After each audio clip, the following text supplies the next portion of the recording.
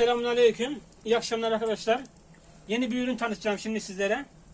Daha önce barbekü yaptık, ocaklık yaptık. Şimdi şöminemizi yaptık, bitirdik. Bu şömineyi aynı ocaklık ve barbekü yaptığımız gibi kalıp yaptık. Kalıba beton döktük.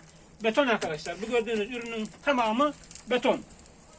Şöminemizin kapağı açılır kapanır. Bu da camlı ve sürgülü asansörlü kapağı var. Altta küllüğü var arkadaşlar.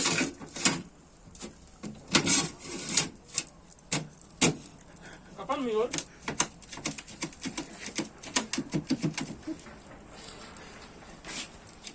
Evet. Bu daha yeni olduğu için. Evet. Burada baca kapağı var arkadaşlar. Bunu kapattığımız zaman ateşi dış camlara fark ediyor mu?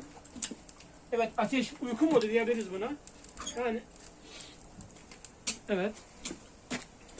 Yanlarda 2 tane aksesuar olarak ışık koyduk. Çünkü bu şömine aynı zamanda bir aksesuar malzemesi. Kapattığımız zaman tabii ki oksijen daralmasıyla birlikte ateş daha fazla çıkıyor. Evet, renklere gelince renkler bunlar boyama. Siyahın üstüne gümüş yaptık. Altın varak yaptık. Bakır yaptık yan tarafa.